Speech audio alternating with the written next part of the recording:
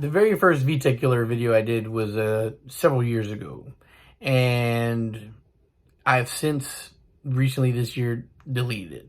Um, why? Not because the video is irrelevant. It was relevant for the topic at the time, but irrelevant compared to what it got to be. And I thought it was kind of awkward and funny that I took such a hard stance against it in the beginning, and now I'm like the premier guy who spends a lot of time talking about Vtec Killer. I talk about it a lot. Why? Because this is a budget-based engine building channel that I do, and as far as budget for K-Series go, you can't really beat what the Vtec Killer offers, whether you're going to boost or be in A.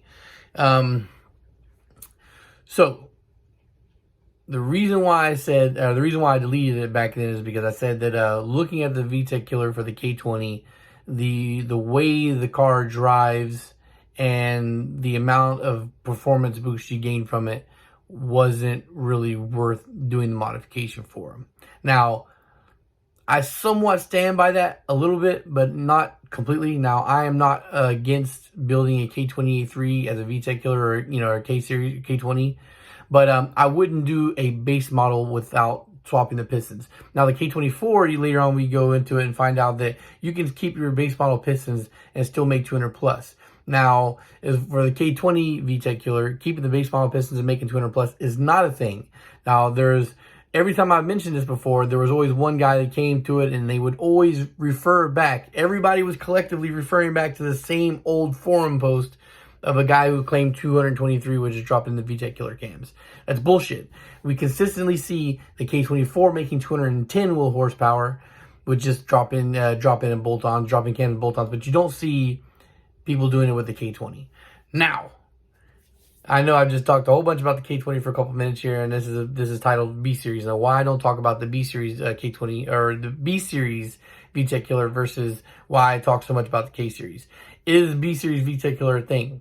Yes, because at the end of the day, Vtec Killer is really just eliminating the Vtec crossover. You can lock in the lobes, your rocker arms, to where the Vtec Killer, the Vtec cam is always active, right? Now, what happened with this the other day? Somebody asked me a question about they wanted the choppy lobe sound. I'm going to tell you right now, what really makes the deep growl for a Honda, the deep growl from a Honda that you're hearing, is people running open exhaust. That's not really so much for the cams.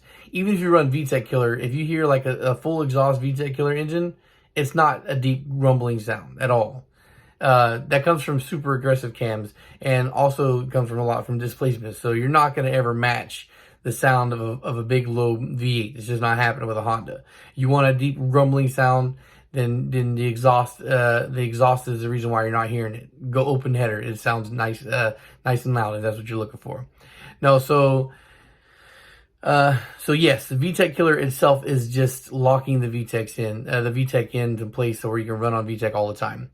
Now, the difference between B Series and K Series is that the K Series head is very, very, very close, and it's very similar to the Vtec head from the real Vtec engines for the K-Series, right? It's pretty much like you can't tell the difference between them. They flow differently, but the heads are virtually the same, all right? And the cams, the cam caps and rocker arm assembly, they're all interchangeable. So you can use the rocker arm assembly off a base model for a Vtec head. You just got to change out the rocker arms.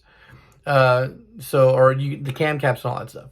So the most important thing is the cams are interchangeable. You can put the Vtec cam and the base model and vice versa and whatnot. Although why you would never want to put a baby ass cam on a real Vtec head, but whatever. So when you use the Vtec cams that are enormous compared to the base model cams, you get a very noticeable uptick in power. You can't really do that with the B Series, right?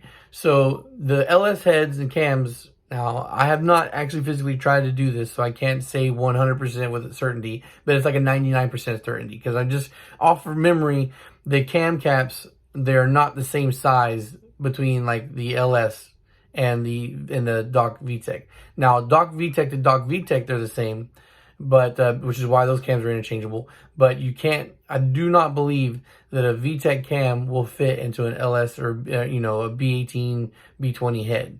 And I'm like 99.9% certain, because in my head, I know the cam caps are like this big, that thick. They're tiny compared to what the B series VTEC is, right? So it's not like you can take a B series VTEC cam and put it into a non VTEC engine and get a power spike off of it.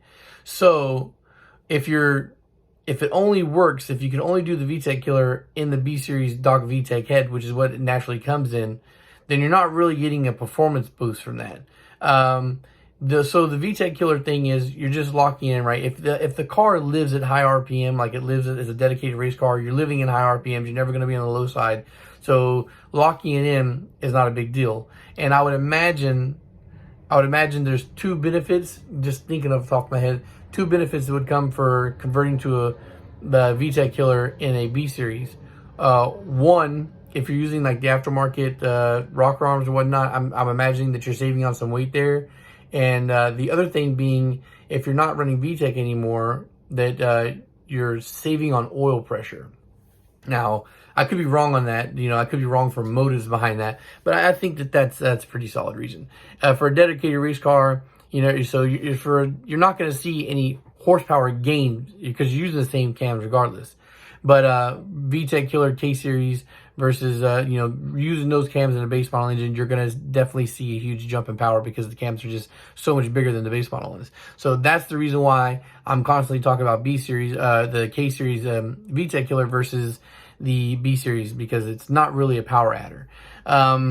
See, and another thing, which is why I talk about K series beats B series, like I just posted a video about that, is that you can go to the junkyard and find like a bunch of B20s because there's old CRVs everywhere, right? So you'll find a bunch of B20s, and occasionally you'll find a B18 from an Integra. They're not like the hot engines to buy from the junkyard, so you'll occasionally see a B18. But B20 is like the most plentiful Doc B series engine you'll find at the junkyard. As opposed to going to the junkyard looking for K series, you'll find a million K24s because all those accords there. You'll see a bunch of K24s and a bunch of Js. That's what you'll see fuck tons of at the junkyard if you're looking in the Honda section, right?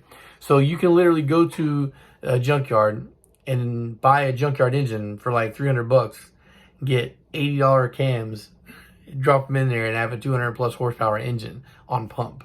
As opposed to going to the junkyard and looking for a Doc VTEC engine, you're never going to find it. It's just not. You're not going to find a GSR in the junkyard. They're 1 in a million junkyards you'll find one in if the guy doesn't understand what he's looking at. All the South Florida junkyards down here, you'll never see that in, because anytime one of those cars comes in with one of those engines, they yank them ahead of time. Same thing with like a Type S. If a fucking Type S rolls into the junkyard with a full like K28.2 in there, it's getting yanked. Those engines don't make it to the floor. So yeah, Base Model K series fucking kills it. I'll say that again. All right, guys, thanks for watching. Social media links in the description down below. I hope that clears up a little bit of stuff on the B series there, and why it seems like I might be showing a little bit of bias. Peace.